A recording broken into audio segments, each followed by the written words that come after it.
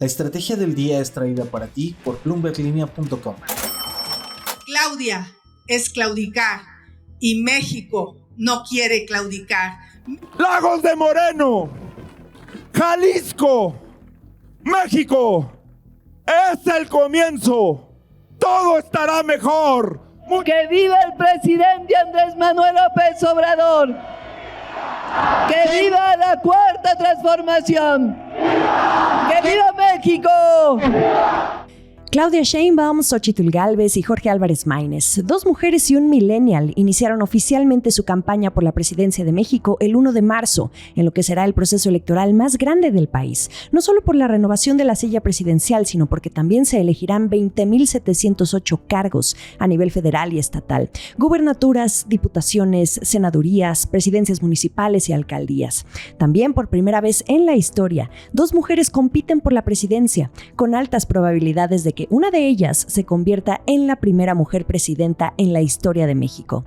Sheinbaum, candidata por la coalición Sigamos Haciendo Historia, y Gálvez, candidata de la coalición Fuerza y Corazón por México, han apelado a su género para posicionarse entre el electorado y decir que México podría lograr todo lo anterior, mientras que Jorge Álvarez Maínez, el candidato de Movimiento Ciudadano y quien tuvo que entrar en lugar del gobernador de Nuevo León, Samuel García, ha destacado su juventud y el tema generacional como una ventaja competitiva frente a sus rivales.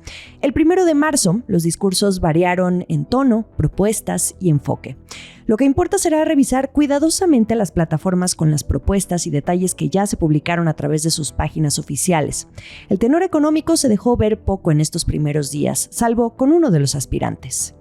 Vamos a construir una prisión de muy alta seguridad y con tecnología de punta, para que los delincuentes tengan miedo de caer ahí y la piensen antes de cometer una atrocidad. Se les acabaron los privilegios a los delincuentes. Quien la haga, la va a pagar. En el primer minuto del 1 de marzo fue la empresaria, ingeniera y senadora con licencia Xóchitl Gálvez la que dio el banderazo. Lo hizo en Fresnillo, en el estado de Zacatecas, actualmente uno de los lugares más violentos del país, donde 96% de sus habitantes se sienten inseguros, con el objetivo de enviar un mensaje sobre la realidad que aqueja a la nación. En eso se concentró su primer discurso, en el combate a la inseguridad y la delincuencia organizada con una reestructura de las Fuerzas Armadas y policiales, la construcción de una prisión de muy alta seguridad, que llegó a generar polémica y comparativos el fin de semana por la inminente similitud con el presidente Nayib Bukele de El Salvador. También propuso una agencia binacional de aduanas con personal civil de Estados Unidos y México con el objetivo de frenar la importación ilegal de armas y precursores químicos de drogas hacia el país, algo que le importa mucho al país vecino. La decisión de Xóchitl Gálvez de iniciar la campaña en un estado que es foco de la inseguridad en México contrastó más tarde con el de su objetivo a vencer, Claudia Sheinbaum, quien decidió sentirse arropada en el Zócalo frente a Palacio Nacional, donde despacha el presidente. El Zócalo de la Ciudad de México es la mayor plaza del país con una alta carga política, en la que mandatarios y opositores suelen congregar allí a sus seguidores.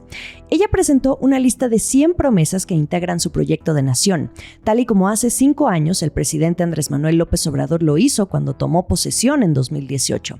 De esa lista destacan alrededor de 31 propuestas económicas. Sin embargo, la mitad dan continuidad a las acciones de AMLO y entre el resto hubo una que otra novedad en la que no se profundizó, como la creación de más polos de desarrollo, poner a las MIPYMES en el foco internacional, la participación de las empresas de forma razonable, lo que quiera que eso signifique, redes de transporte eléctricas en todo el país, un mayor desarrollo para estados como Campeche y Sonora y una estrategia nacional de relocalización, lo que vendría siendo el nearshoring, pero dijo que la seguían elaborando.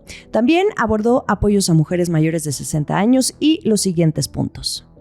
Vamos a poner en órbita un satélite mexicano.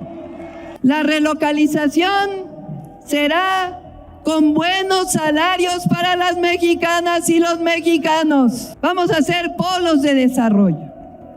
Vamos a promover la obligatoriedad de la seguridad social para los trabajadores repartidores de aplicaciones telefónicas. Sin embargo, en lo que más prometió cuidar Sheinbaum, ya hacia el final de su maratónico discurso, fue el legado del presidente López Obrador. Hasta un viva le lanzó.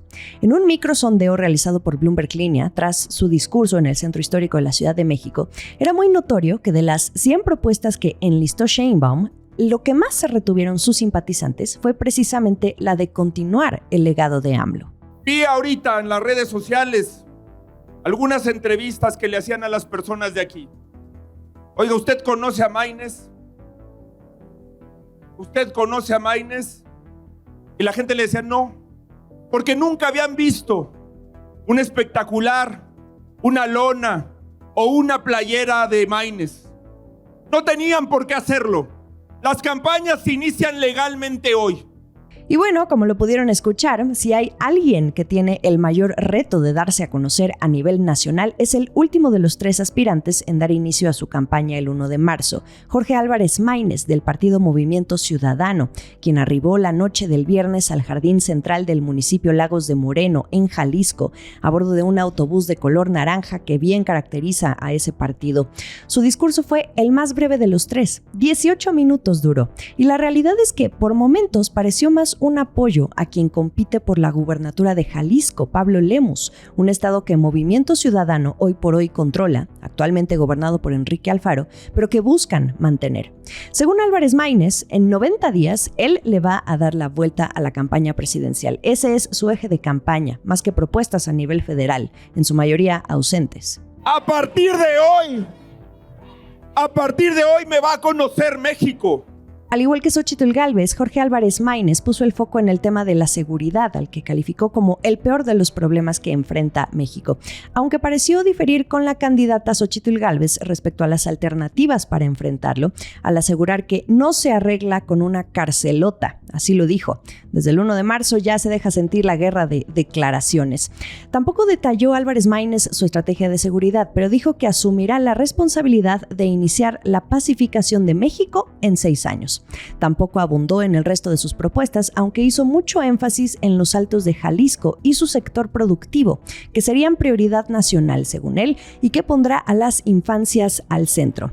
Así fue el inicio de las campañas de los 3 aspirantes a la presidencia de México. Xóchitl Gálvez, que representa una candidatura cercana al capital privado y a los partidos más antiguos de la política nacional, el PRI, el PAN y el PRD, mientras que Claudia Sheinbaum simboliza la continuidad del proyecto del presidente Andrés Manuel López Obrador, cuyo gobierno se caracteriza por un control centralizado del desarrollo económico a través del presupuesto público, pero con espacio para la inversión privada, siempre y cuando esté alineada a sus objetivos. Y Jorge Álvarez Maynes, quien se considera un político de izquierda, pero dejó ver que representa los intereses de un partido que busca no perder el registro y consolidarse como la tercera fuerza política del país, donde ya gobierna Jalisco y Nuevo León. Tuvo poco tiempo para prepararse luego de que Samuel García, quien posiblemente hubiera dado más batalla a las otras 2 candidatas, optó por quedarse en el norte a gobernar su estado. Amable recordatorio para todo lo que verán y escucharán. La campaña en la que los candidatos presentarán sus propuestas durará hasta el 29 de mayo de este 2024, seguida por un periodo de silencio conocido como veda electoral que terminará el 2 de junio, cuando 98.9 millones de mexicanos en la lista nominal serán convocados para ir a votar. En otras noticias. A propósito del inicio de la campaña de Jorge Álvarez Maynes, candidato presidencial por Movimiento Ciudadano, el mismo 1 de marzo, horas antes de su discurso en Lagos de Moreno, en el estado de Jalisco, allá en el norte, en Nuevo León, el otro estado que controla el partido, el gobierno de Samuel García, se encargó de clausurar la refinería que Pemex tiene allá en el municipio de Cadereyta, y esto ante la supuesta negativa de colaborar y recibir al equipo de la Secretaría de Medio Ambiente Estatal por la emisión de contaminantes a la atmósfera, que según dice el gobierno local, afecta a la población. Esta clausura ocurre luego de que no se ha podido concretar una inspección ordenada por la juez segunda en materia administrativa. Jorge Álvarez Maynes fue quien presentó a principios de febrero una solicitud de consulta popular para clausurar la refinería. En esta, la de Cadereyta, se produce principalmente combustóleo, que es altamente contaminante y con el que Pemex pierde dinero. Fíjense, solo en enero de este año, la refinería de Cadereyta produjo 312,000 barriles diarios de combustóleo contra los 307,000 barriles de gasolina. Puede que tengan razón, pero entonces también debieran de revisar la contaminación que pudieran generar otras industrias en territorio regio, es pregunta. Esto es el dato del día. Con el inicio de las campañas electorales el 1 de marzo, el que tiene que apechugar es el presidente Andrés Manuel López Obrador. Tiene que y debe modificar algunas actividades en sus giras, así como la información que comparte y lo que dice durante sus conferencias matutinas. Como servidor público, AMLO debe respetar la veda electoral que para él aplica desde el comienzo de las campañas, en este caso el 1 de marzo, hasta la conclusión de la jornada electoral el 2 de junio. Ahí les va. Tanto el presidente como cualquier otro funcionario de gobierno deben abstenerse de utilizar recursos públicos. No pueden expresar una visión negativa en relación con los partidos políticos inmiscuidos en la contienda electoral. Tampoco expresar posicionamientos político-electorales en favor de Morena, el partido del presidente, y en contra de los demás partidos políticos, incluso ante el cuestionamiento de la prensa. AMLO también debe tener un especial cuidado y prudencia discursiva. Sus mensajes no deben revelar una intención de asociarlo personalmente con los logros y su trabajo realizado en la implementación de programas sociales. La información que se difunda como propaganda gubernamental debe tener carácter institucional y no incluir frases, imágenes, voces o símbolos que puedan constituir propaganda política, electoral o promoción de algún funcionario. Tiene que abstenerse también de difundir los logros de gobierno, obra pública ni aludir a alguna plataforma política. Sus mensajes tampoco pueden tener muestras de apoyo o atacar a una candidatura, partido político o coalición. Último, no contratar o adquirir tiempos en radio y televisión con el objetivo de influir en las preferencias electorales de los ciudadanos a favor o en contra de partidos políticos o de candidatos a cargos de elección popular. ¿Ustedes creen que lo logre? Mientras tanto, dice el presidente López Obrador que ahora dedicará parte de sus conferencias de prensa matutinas a leer capítulos de su libro, el último que sacó, que se llama Gracias, y otros textos referentes a la historia, así como personajes destacados. El último sorbo. Cuando uno ve las imágenes de la impresión de las boletas para que 98.9 millones de mexicanos en la lista nominal marquen su voto, algo que podemos pensar es que ahí va el futuro de México. No deja de ser esperanzador el recordar que en el país se permiten elecciones libres, democráticas y justas, además de que existe por primera vez una alta, muy alta posibilidad de elegir a una mujer presidenta. Los mexicanos, como quiera que sea el contexto, van a contribuir a la historia y eso también es esperanzador. Bueno, pues el mismo 1 de marzo el Instituto Nacional Electoral, el INE, dio el banderazo a la impresión de millones de boletas, una tarea a cargo de Talleres Gráficos de México. Se van a imprimir 317.324.493 boletas electorales federales, de las cuales 105.774.831 serán utilizadas para la elección de presidente de la República.